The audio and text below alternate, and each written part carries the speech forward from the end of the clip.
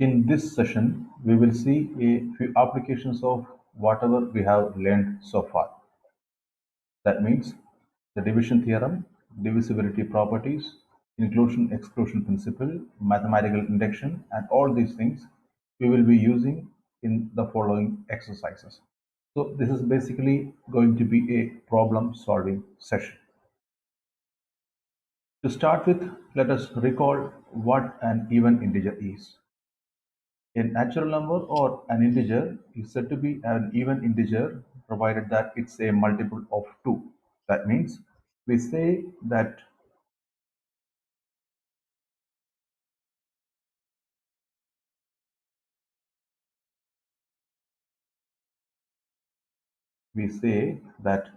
A belongs to Z is even if 2 divides A. That is, A is a multiple of 2.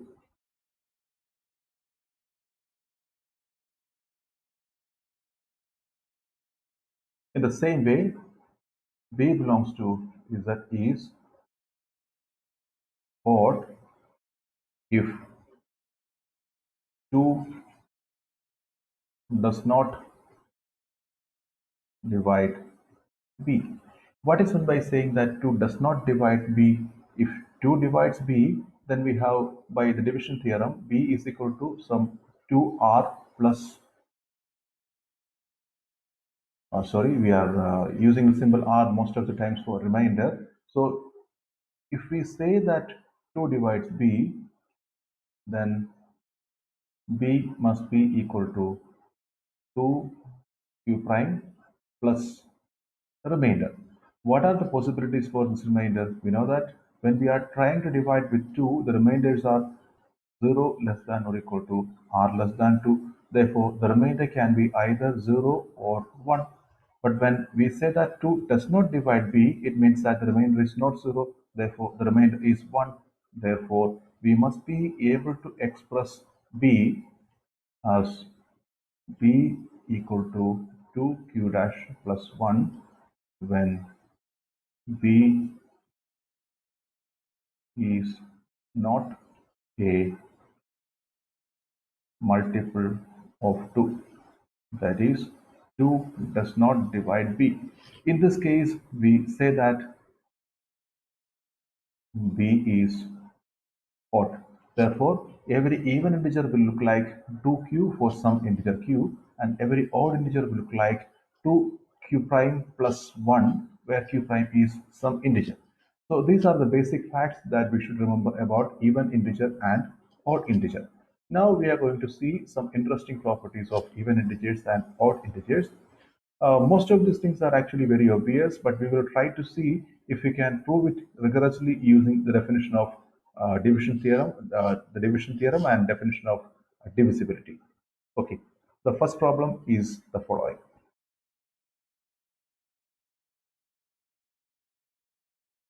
Show that sum of two even integers is even. How do we show this? We have to show that whatever two even integers we take, the sum is going to be again even. So if we are given two even integers a and b, we have to show that a plus b is also even. We have to just recall the definition of even integers. If a is even, let a, b belongs to z be even. If a is even, there exists q1, q2 belongs to z such that a is equal to 2q1, b equal to 2q2. Since they are given to be even integers, there exists q1 and q2 such that a is equal to 2q1 and b is equal to 2q2. Now, what about a plus b? A plus b is equal to 2q1 plus 2q2. That is nothing but 2 times q1 plus q2. Therefore, a plus b is also a multiple of 2. Therefore, a plus b is also a multiple of 2, or a plus b is even.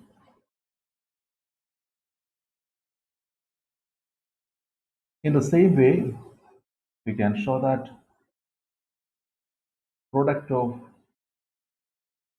two even integers is even. So how to show this? Suppose that again we choose a and b to be two even integers. Therefore, a is equal to 2q1, b is equal to 2q2 for some q1, q2. In that case, we have a into b equal to 2q1 into 2q2, which is 2 times 2q1, q2. We are taking only 1 2 outside and the 2q1, q2 remaining inside. Therefore, it's a multiple of 2 and so it's even. Now, the next question is, this is verified. Next question is, show that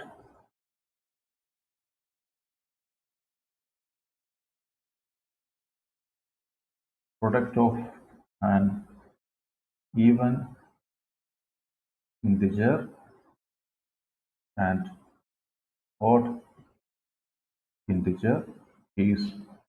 So what do we expect? Suppose that a is an even integer, therefore it is of the form 2q. Suppose that b is an odd integer, therefore it is of the form 2q prime plus 1. If we multiply, we will get 2q into 2q prime plus 1. Therefore 2 into q into 2q plus 1. That means that it is actually a multiple of 2. Therefore, the next question is, so that sum of two odd integers is, what do you expect here? 2q1 plus 1. One odd integer, suppose a is 2q1 plus 1. Other odd integer, suppose that it is 2q2 plus 1. Therefore, if you add, you will get 2q1 plus 1 plus 2q2 plus 1, which is 2 times q1 plus q2 plus 1, which is a multiple of 2. Therefore, sum of two odd integers is even, and just try to guess. It's a simple observation.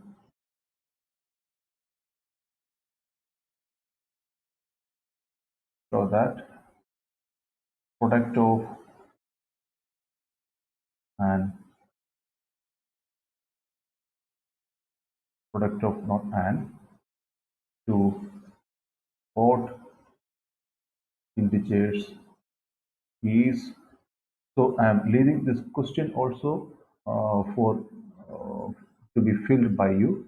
You just fill the question and find out the answer also. One more question.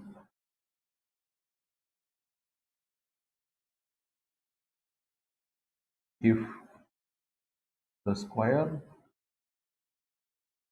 of an integer is even, so that the integer itself is even. That means that if a square is an even integer, show that a is also even. So here we may have to use the property of primes probably, because if a square is even, then we have to take a square is equal to 2q. Therefore, 2 divides 2q, therefore 2 divides a square, therefore 2 divides a into a. But if a prime divides ab, we know that prime divides a or prime divides b. Therefore, 2 divides a or 2 divides a, which is essentially saying equivalent to 2 divides a. Therefore, a is an even integer. We can show it like that. Now, what about odd integer? If the square of a number is odd, what you can say about that number? That's a question left to you. The question is this: if square of an integer is odd, show that that integer itself is odd. I'm leaving this question to you as an exercise. Now we have another problem. Question is this: true or false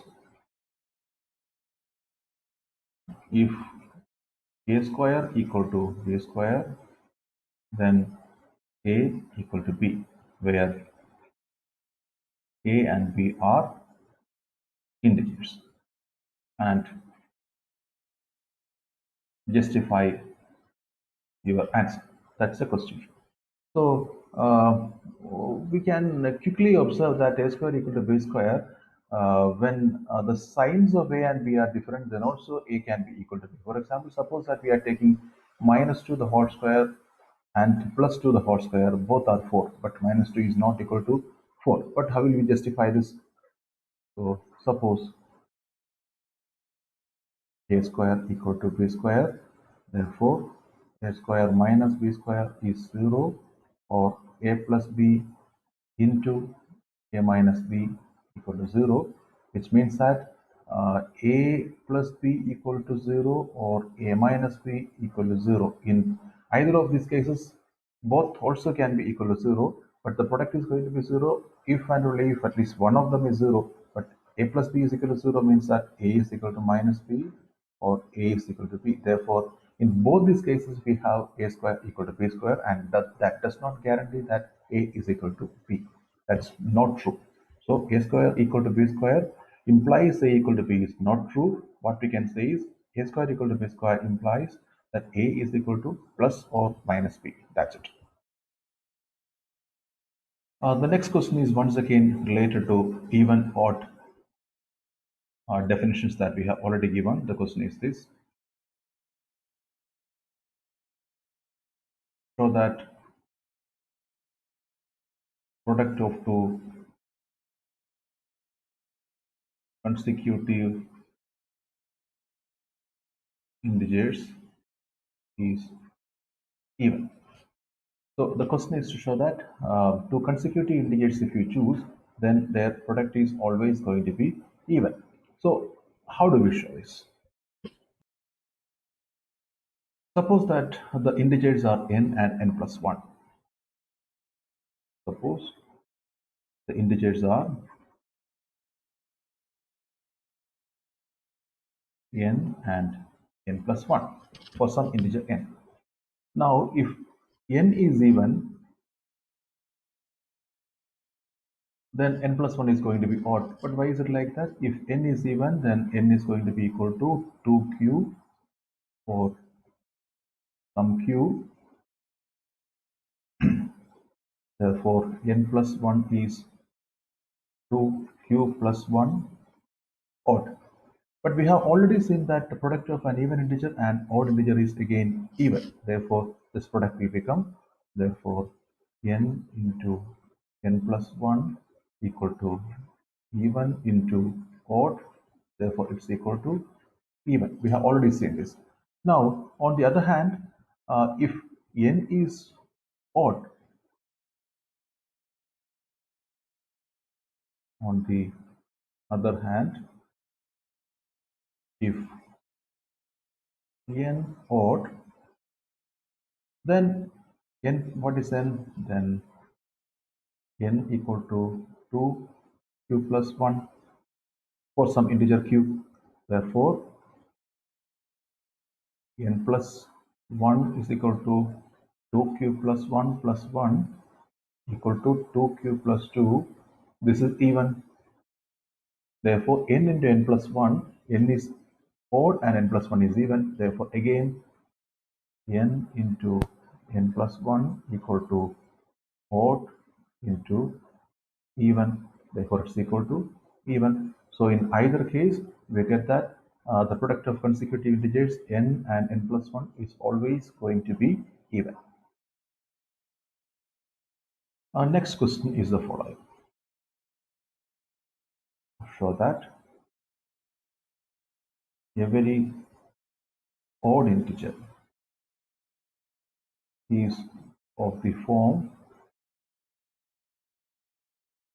4k plus 1 or 4k plus 3 for some integer k. So what we have to show is every odd integer is of the form 4k plus 1 or 4k plus 3. Just remember one thing, that suppose that we are dividing an integer with 4. What are the possibilities of remainders? Let a belongs to z. Then by division theorem, we have a is equal to, in the place of b, we choose 4. A is equal to 4k plus r, where 0 less than or equal to r less than 4. So what are the possibilities of r then? Therefore, r is equal to 0 or 1 or 2 or 3. But it's if a has to be odd, if a is odd, Then just see that if we choose r to be 0, then a is 4k. A is 4k means that it's a multiple of 2. Therefore, a is even. If we choose r to be equal to 2, then a is equal to 4k plus 2. Therefore, 4k plus 2 means that 2 into 2k plus 1. Therefore, it's again even. Therefore, only possibilities left are 4k plus 1 and 4k plus 3. Then a cannot be 4k plus 0 or 4k plus 2. So what are the only possibilities left? Therefore, a must be of the form 4k plus 1 or 4k plus 3. Now, if a has to be even, a has to be odd, then a must be of the form 4k plus 1 or 4k plus 3. But what is actually the guarantee that yeah, that's the only thing we are supposed to prove, because we are not actually asked to prove that every integer of the form 4k plus 1 or 4k plus 3 is odd, but that's also going to be true. Therefore, what we were asked is to show that every odd integer must be of the form 4k plus 1 or 4k plus 3. That we have therefore verified.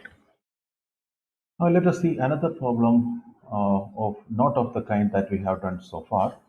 So the question is to show that 2n cube plus 3n square plus n is an even integer for any integer n. So if you carefully look at this expression, 2 2n cube plus 3n square plus n, we can see that n is common in all these terms. Therefore, we can take n common outside. 2n square plus 3n plus 1. So this is what we have now. So to show that this is even, it is actually enough to show that either n is even or 2n square plus 3n plus 1 is going to be even. Now, if n is even, it's obviously clear. If n is even, then this is the product of an even integer into some integer. We know that product of even integer into even integer is even, and product of even integer into odd integer is also even. Therefore, 2n cube plus 3n square plus n is even. There is nothing to worry. Now, if n is odd, what will happen? That's what we have to check. If n is odd, then there is no point in looking at this portion of n. Now we have to analyze 2n square plus 3n plus 1. Suppose n odd. Now 2n square plus 3n plus 1. If you look at this, then this is nothing but 2n square plus 2n plus n plus 1. But just see that 2n square, this is 2 into n square, therefore this is even. 2n is even, this is even, this is even. Now n is odd, therefore n plus 1 is even.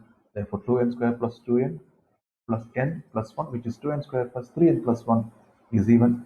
Therefore, in this product, we have one of the terms always even. Either n is even. If n is not even, the next part is even. Therefore, we get the product to be, therefore, 2n cube plus 3n square plus n is even for n is for any integer. This is true. We have another interesting question now. Question is the following. So that now we have another interesting question. Question is the following. Show that the difference of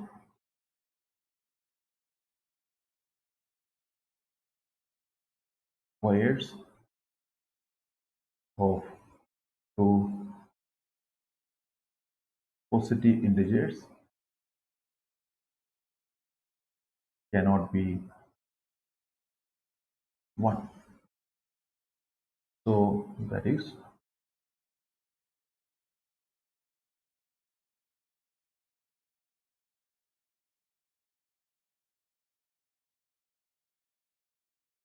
if a, b are positive natural numbers, then a square minus b square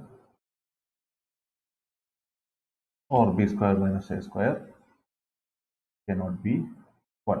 So in fact, it is not essential to take AB to be positive. In fact, AB can be even negative also. So one of them being 0 is not allowed. That's why we want to actually restrict ourselves to positive integers.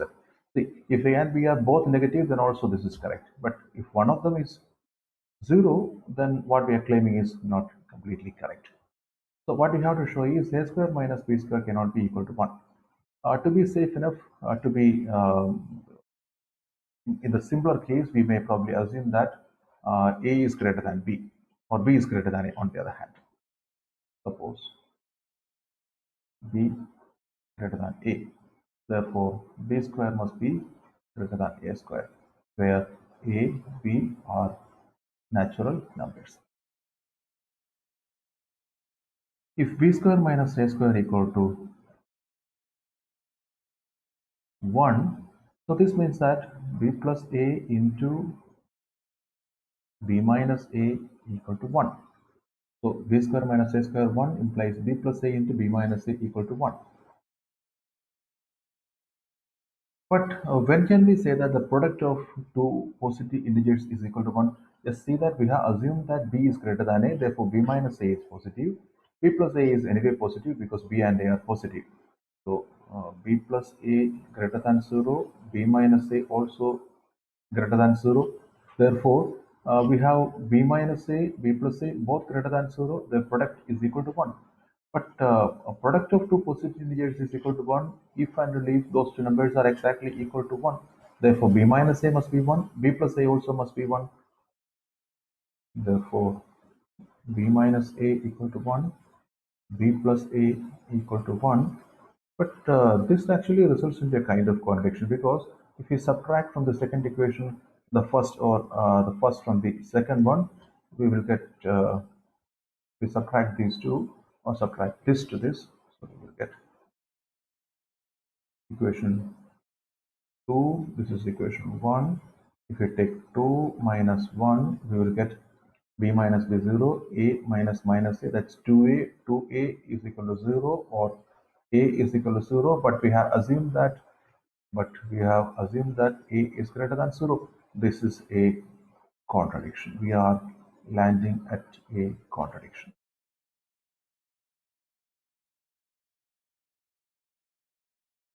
Therefore, what we have assumed is not correct. That is, difference of squares is equal to 1 is what we have assumed. That cannot be correct. That is false. Hence, we have verified our claim. Now we are going to see some problems using induction. First question is the following. If n greater than or equal to 0, so that 2n cube plus 3n square plus n is divisible by 6 or it's a multiple of 6. So if we use induction, the first case we have to choose is the initial case, which is n equal to 0. True when n equal to 0, because when n equal to 0, this is 2 0 cube plus 3 0 square plus 0, which is equal to 0. And 0 is a multiple of 6, 6 into 0. So that is verified. And in fact, if you want for 1 also we can verify. That is not actually necessary. But even then, 2 into 1 cube plus 3 into 1 square plus 1, which is 2 plus 3 plus 1, that is 6. Therefore, true when n equal to 1, that's also true. To use induction, we will assume that this is true when for some m, and we will show that then it can be proved to be true for m plus 1 also. Suppose 2m cube plus 3m square plus m is a multiple of 6. We have to show that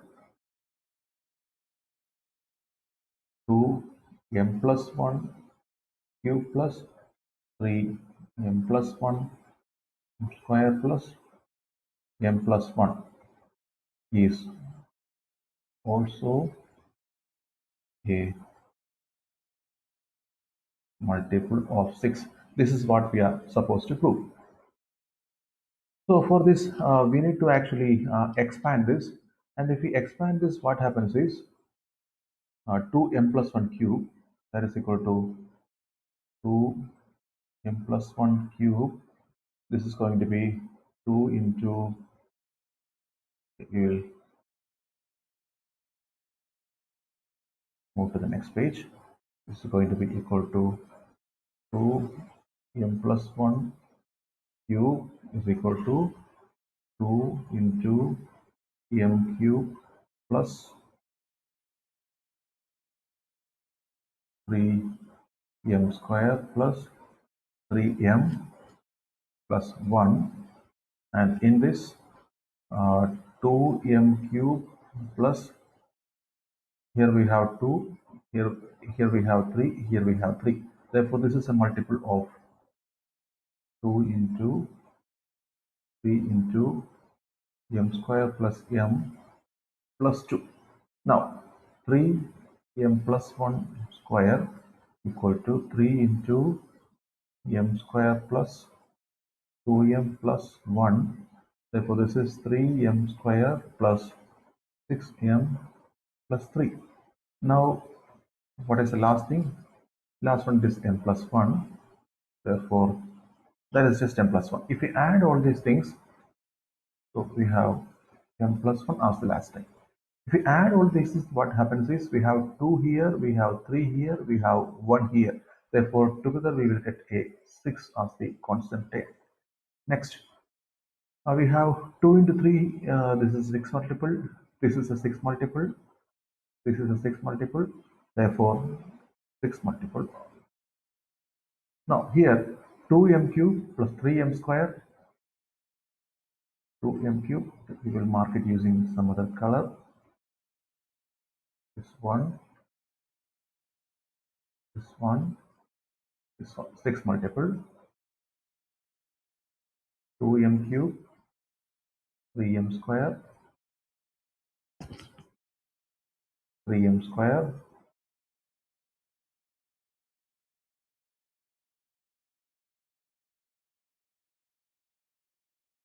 and m. So 2m cube plus 3m square plus m. Just see that by the assumption 2m cube plus 3m square plus m is a multiple of 6. Therefore, this part is also a multiple of 6. This is also 6 into something. Therefore, 6 into some number plus 6 into some number plus 6 into 6 itself. Therefore, everything together is a multiple of 6. Therefore, 2m cube plus, in fact, 2n cube plus 2n cube plus 3n square plus n is always a multiple of 6 by mathematical induction.